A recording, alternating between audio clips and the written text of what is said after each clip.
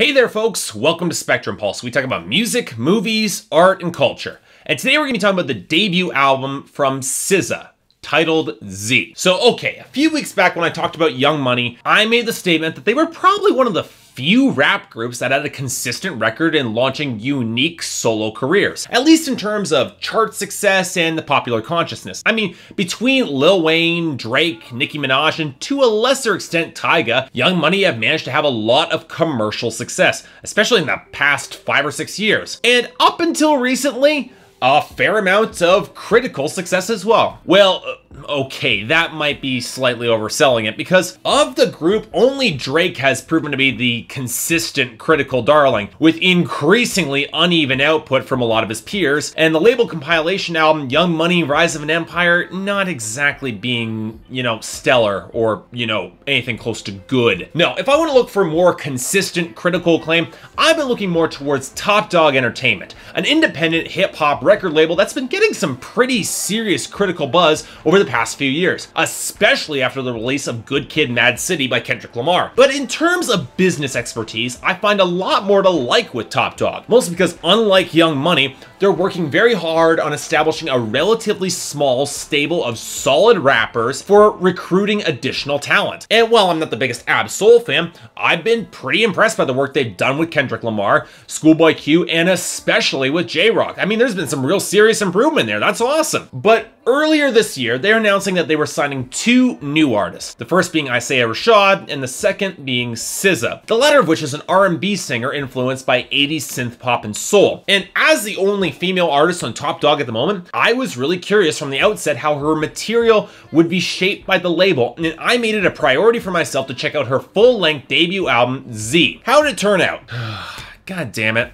I want to like this album a lot more than I do, because make no mistakes, Z by SZA has an absolutely fascinating concept, and a daring one at that for a debut album, and a lot of text and subtext that, if executed properly, could have made for a damn near brilliant album discussing feminist themes, inner peace, and depression. The problem, though, is in the execution, where the album opts to mishandle a genre fusion and at multiple points let SZA be overshadowed by her guest stars, which ends up turning a potentially great album into one that only barely touches decent, if I'm being honest. So okay, let's talk about all that text that I find so fascinating. I will say this, SZA does run against tropes in modern R&B and explore a lot of interesting material with a few well-chosen words, and there's definitely a strong dramatic arc throughout this album. How she begins her search for inner peace and eventually finds it after self-doubt, exposing her sins in the past, confronting those who have hurt her, and even a slide towards a much more depressing ending. And there's a lot of phenomenal imagery on this album that I really found incredibly compelling. The childhood reflection in Child's Play was almost so intriguing from SZA's perspective that I almost wish that Chance the Rapper hadn't shown up at all. Warm Winds takes a Forrest Gump metaphor and fuses it with a pretty solid internal dialogue, and Green Mile takes that internal conflict and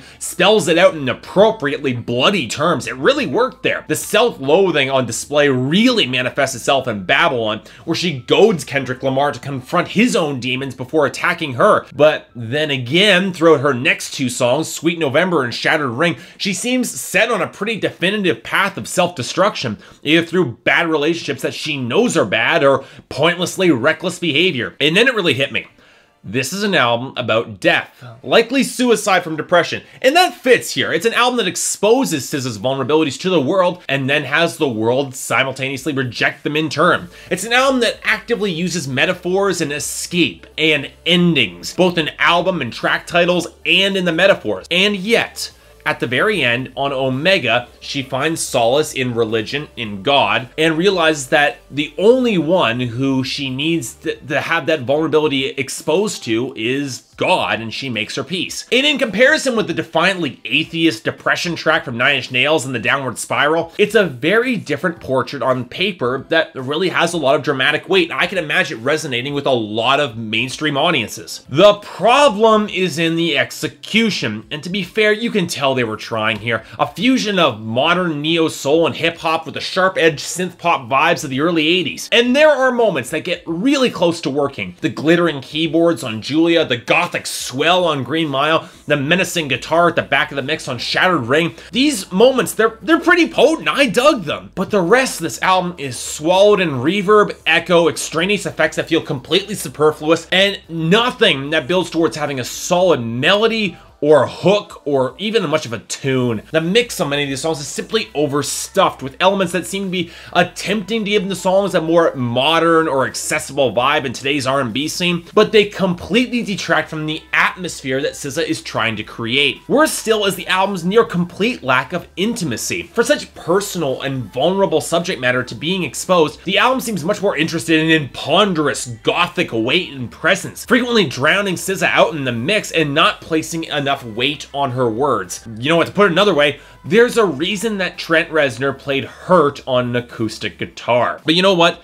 This all leads to the biggest problem on this album. SZA really does not display a lot of presence on this album vocally. And you know what? I get why. She's trying to be vulnerable. She's trying to be very quiet and go for those understated moments that you'd find on, let's say, early SZA albums. But since the production never effectively centers on her, she doesn't fit in well with the instrumentation and it often gets lost in the shuffle, especially when Chance the Rapper and Kendrick Lamar come on, spitting with some real louder intensity, which is a little out of place on the album. And you know what? If that was intentional for her to get lost in the shuffle, okay, I get why, but in trying to emphasize her isolation and loneliness and feelings of anonymity in a larger world, but it doesn't exactly make for a compelling mood when the instrumentation feels so disjointed and tuneless. What's worse is that SZA's voice, it's just not a solid fit for the bolder electronic tones. A Lauren Mayberry from Churches or a Karen O from the Yeah-Yeahs, they might be a better fit with their more strident voices, but SZA just sounds overwhelmed. And the frustrating fact is I know she can deliver with a more strident presence, and she just doesn't here. I don't get why. In the end, I respect SZA's intentions on this album a lot. I really do. And the lyrics, they really saved this album from being a lot worse and a lot less tolerable. But Z by SZA is a punishingly bleak record that really doesn't earn the grandiose atmosphere that it's trying to create, which makes the album lack a lot of cohesion and real presence. And on top of a severe lack of good melodies or even an effectively delivered minimalist mood to draw emphasis to the singer and the solid lyrics, this album really doesn't work nearly as well as it should. That said, I get what she was going for, and I definitely appreciate the lyrical arc on this album, even at points if it feels a little bit scattershot and unfocused. And I'm sure that it will resonate with some audiences a lot more strongly. So you know what, I'm gonna give this album a 6 out of 10 and a very cautious recommendation. It's definitely a unique experience in listening to Z by SZA, but I can't promise that it won't be a frustrating one. Just warning you. So yeah, thanks a lot for watching. If you'd like to like and subscribe, I'd be more than grateful. If there's anything I might be able to do to improve my presentation, or if there's any other albums coming out this year that you'd like me to take a look at, I'd be more than happy to give them a listen. So until then, I'm Mark. I'll see you next time.